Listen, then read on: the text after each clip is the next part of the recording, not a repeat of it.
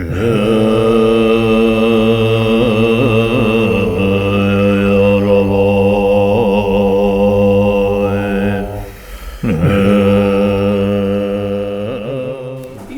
a helpful way to go with that.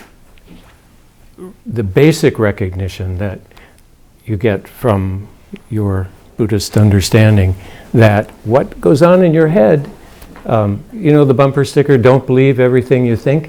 Right. And often when you're angry and heated, you do think you know you have exactly clear who's to blame, and it's the other person.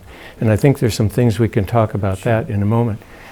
Do you have, Isa has developed something, has been practicing a long time and teaching for a long time, something called depth hypnosis. And I think it would be helpful if you could give people an idea of that in general, and then if there are particular ways you work with people to help them deal with the fact that we all deal with anger coming at us and from within us. Any particular?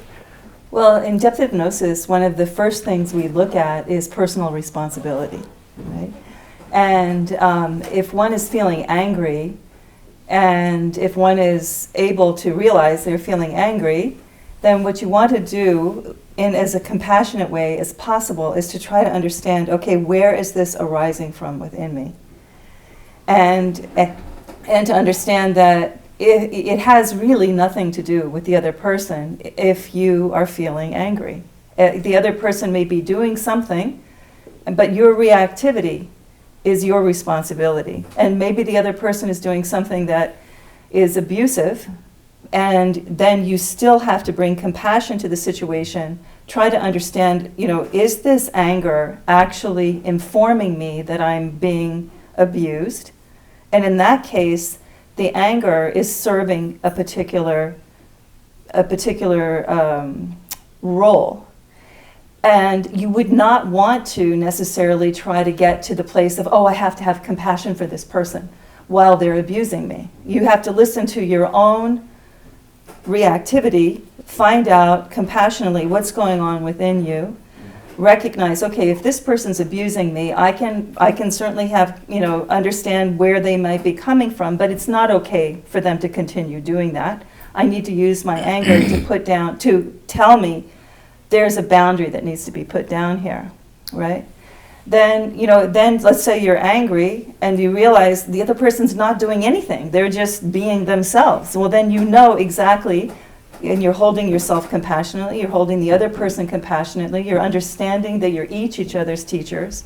And then in that case, what you would do is you really need to take it inward. If the other person is not being abusive, you're just being reactive, then you really need to look at what is going on inside of yourself. And one of the things that we look at in depth hypnosis, I teach a class called The Inner Self and Relationship.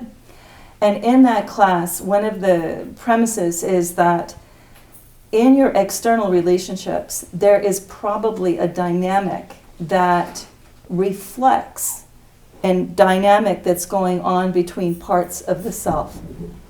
So then if you're in a situation where someone's just kind of not doing too much and you're being reactive, then you have to see, okay, what are they doing that's causing this reactivity, and is there an internal configuration inside of me that needs to be resolved in order for me to be able to get to a place where I'm not reactive.